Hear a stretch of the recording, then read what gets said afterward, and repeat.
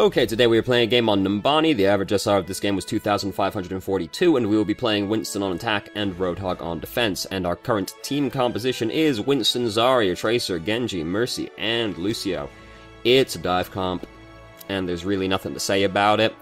Well, what I will say is, I'd rather have a Zenyatta than a Lucio, personally, especially on Numbani, which has a lot of verticality to it. Lucio can't really do that much to help you with that one, but Zenyatta can just be like, Discord Orb is on that soldier now, go get him, boys. Anyway, though, mostly personal preference. So in the accompanying email, it says, not that part, this video is a nice example of when the prime target is behind everybody else and approaching them is hard. The fact my team always went the two worst angles on this map didn't help. I tried to jump on the McCree and Ana on the high ground and in the back, but I kept having to walk through everyone before I could start my jump. I usually have similar problems with D.Va. In fact, I feel they're worse with D.Va because D.Va's protection only covers her front. Winston's bubble can cover him from all angles. Even going ass first only does so much when everyone on the enemy team is shooting at you. Is my only recourse to take the super long way around, and if so, is it still worth picking a dive tank when anyone can just walk the long way around? So, in the short answer to the last part is, yes, it is still worth picking a dive tank, because they're just more threatening, right? Like, yeah, okay, all the other tanks can take the long way around, but they're not as threatening, really. They're slow, is the large issue here. Winston and D.Va are just on you. Whereas a Reinhardt that's walking up on the side, or an Orisa that's walking up on the side, does not present the same kind of threat, and it's easier to respond to. So, yes, even if you have to take the long way around, it is still worth picking a dive tank, because you're just more threatening than the other tanks are. Generally, anyway. There are exceptions, but it is usually still worth picking a dive tank, yes. Just very quickly with, like, Winston as opposed to D.Va, they do have trade-offs. Even though they do the same basic thing, there are benefits to each. Basically, D.Va is safer on approach than Winston is, but once they actually arrive, Winston is better than D.Va. And the reason for that is if you're going to go through, if you think you're going to have to fly through a lot of damage, D.Va can just use Defense Matrix while she's flying in, and she takes very little damage on approach. So if you're flying, like, directly at, like, a soldier and a Widowmaker, for argument's sake, they're gonna shoot you as you're going in. Winston can't do much about that except go ass first. D.Va can hold Defense Matrix over them and take very little damage while she's going in.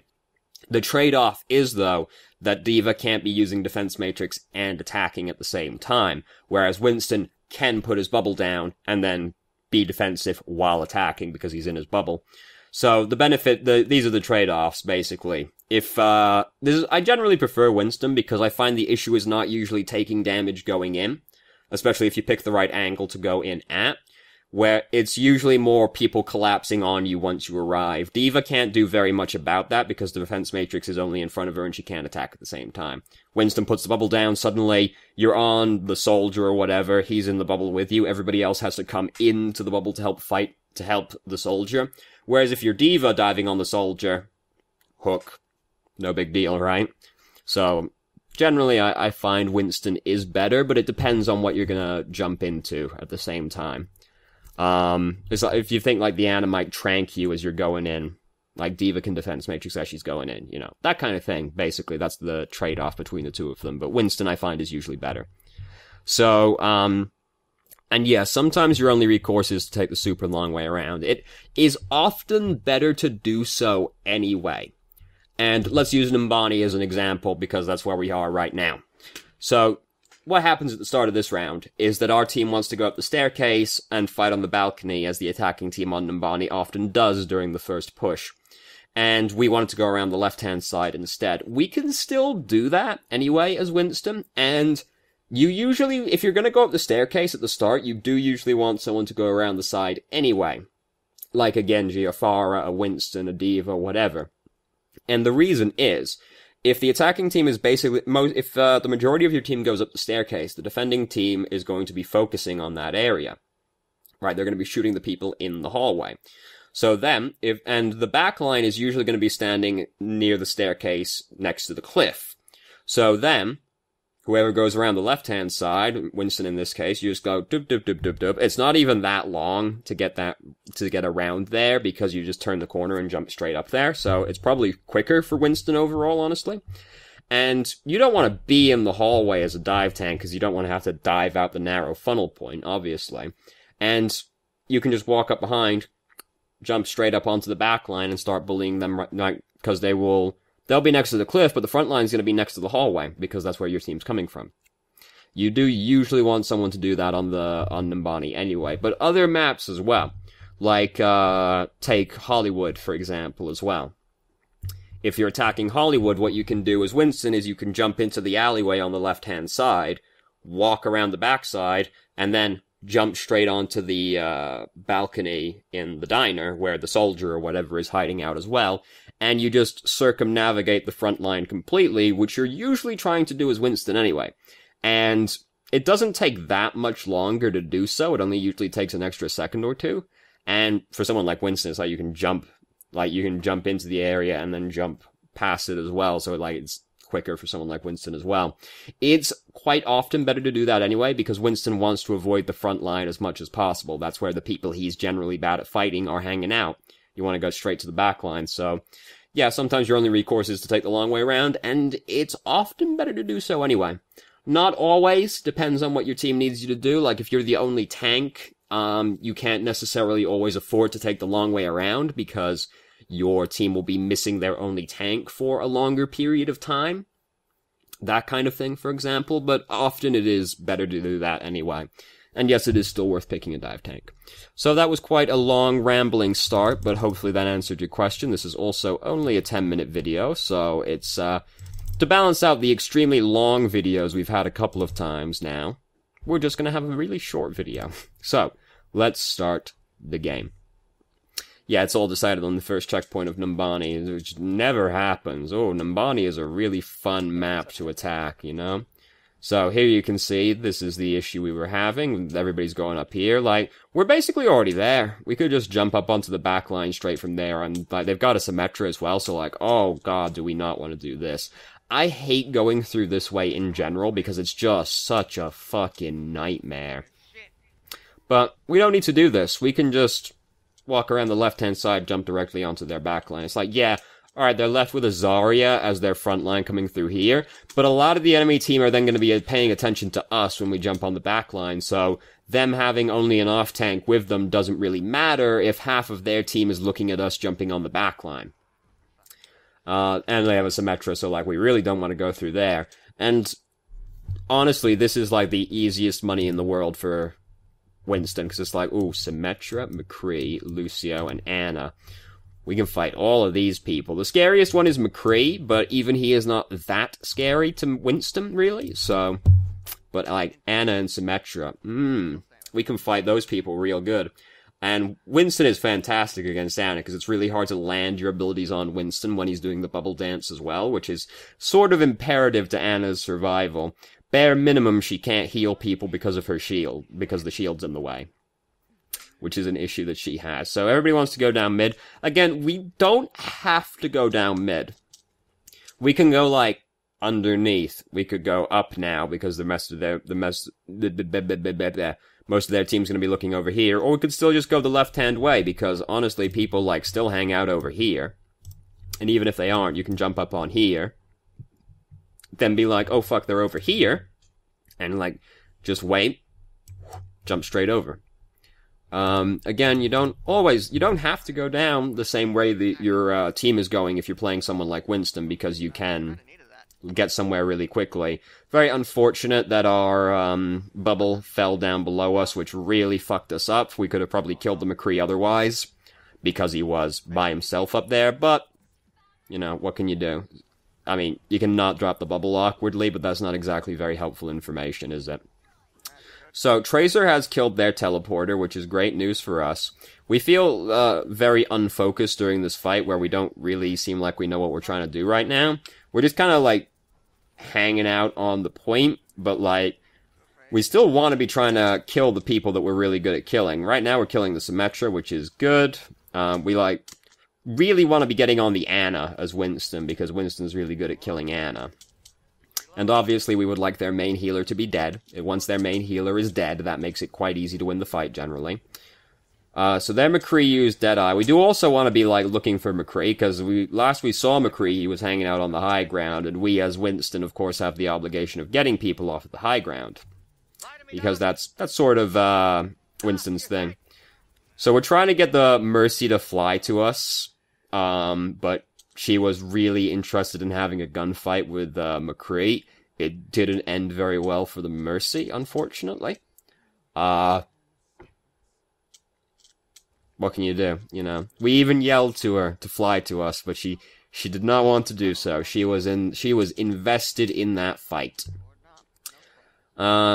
This is the thing I hate the most about Numbani, is that, like, people go up the staircase once, which always goes terribly.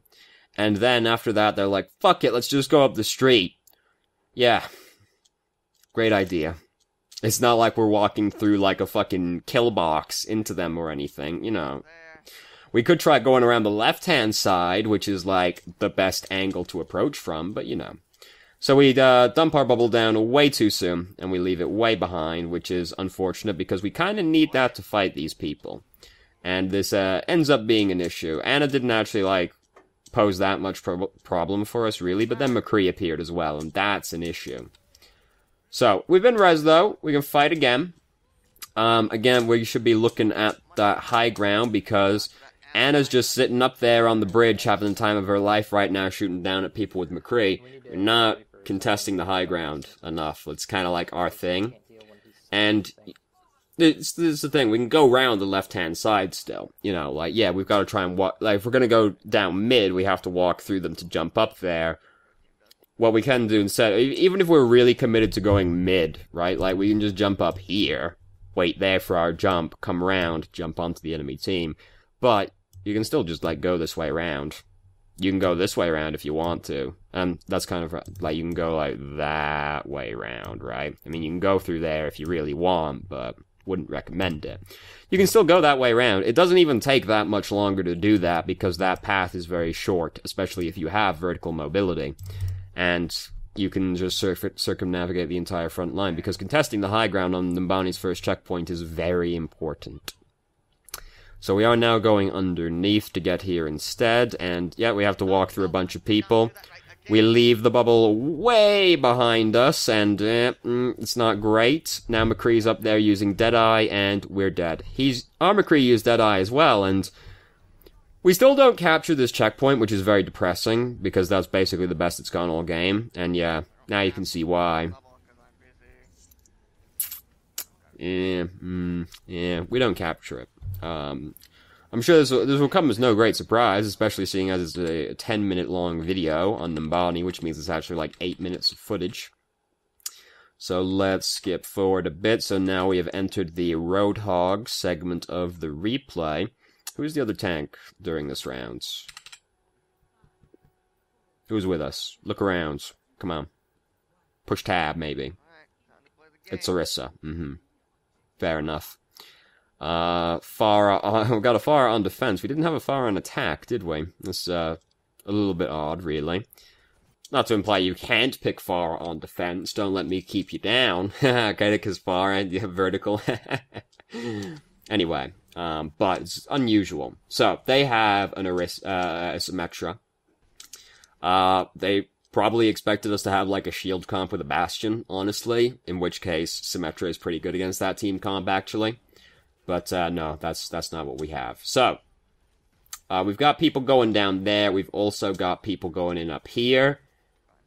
We should be, like, it sort of depends on what you think Orisa is going to do more than anything else. Because, like, Orisa by herself up there can probably hold those people back. Because there's only half the team up there. And none of the actual, like, frontline members anymore. Or if Orisa comes down here, then we want to stay up there to deal with them. It ends up not really mattering. Because, like, they really execute this fight quite badly, honestly.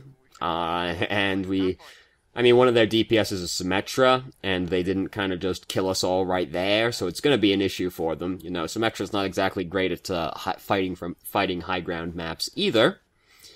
But it all works out. It doesn't continue to work out, but that went well. This is the kind of situation where playing Winston on defense was probably also fine for this as well, because, like, they still have their Symmetra. But obviously we picked Roadhog. We didn't know they were going to come at us with a Symmetra. I find, in general, Winston is good at defending on Numbani anyway, just because you quite often will have to jump from balcony to balcony. Because there's going to be, like, a Genji or something, or, like, a Hanzo that comes up this way and tries to get the people over here, but then fights are going to be happening over here as well. If you're Winston or D.Va, you can very quickly, like, go from balcony to balcony, which is helpful on this map. Any map where high ground control is important, you know, they're generally going to be good heroes. Mind you, if you're playing Roadhog, you can also hook from one balcony to the other as well, so it all works out as well. So we have hooked the Reinhardt, and boy, he's upset about that one. I've been that Reinhardt before that's been earth-shattered right as he gets booped right across. So that his shield generator's broken now, so no issue there. That's why you don't, like, stand still while you're shooting at people, because it makes it really easy to line that kind of thing up. And even though it looks bad, we use, like, 27 ultimates and it all ends up working out in the end. However, you will note that we use 27 ultimates, and they used less ultimates than that. They did use their Earth Shatter, but, like, it's going to be hard for them to get a good Earth Shatter against our team anyway, because, I mean, look at it. They did, I mean, they lost their shield generator as well, but, I mean, who cares at the same time? The thing I would be concerned about with our team is that, like, our DPS, I wouldn't consider Pharah Tracer to be the most consistent DPS for your defense, really. Unless they're both good, but we're only in plat at the same time, you know? So they started coming around the backside, and we've collapsed on them. We, unfortunately, that happened, and that's really bad. I don't think we knew where McCree was.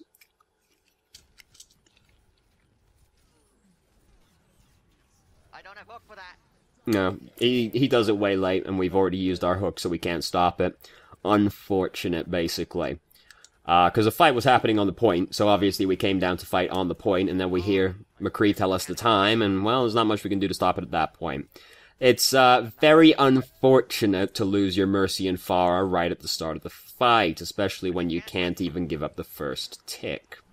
And yeah, this is how the downward spiral begins, and you can usually pick, like, usually, you can always pick the one point where the fight started to go badly, and losing your Mercy and your main DPS right at the start of the fight, that's pretty up there on the list of things that'll fuck ya.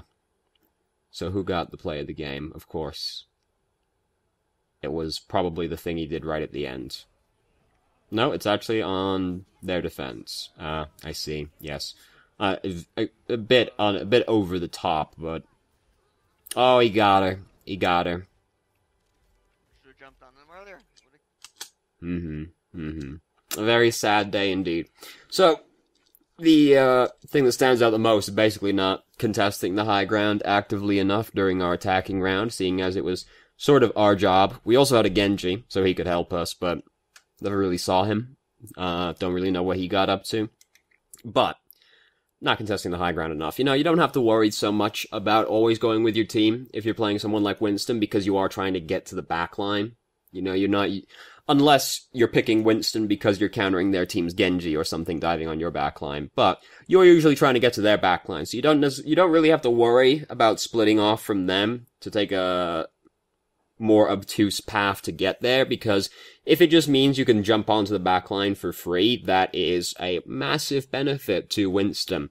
And yeah, you'll split off from your team for a while, but then when you dive on their backline, quite a lot of their attention is going to be directed at you again. So, and this is how Winston tanks for people. It's not like he walks in with the front line and fucking bodyguards for them like Reinhardt does. He disrupts people more than anything else. So, if you can't just, like, jump straight at him, which, I mean, you can do quite frequently, but if you can't just jump straight at him, don't be afraid to, like, break off from your team to take a longer route to get to them.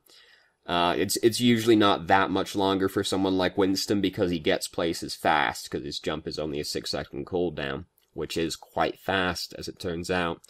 And yeah, it's still worth picking a dive tank just because it's a matter of threat more than anything else.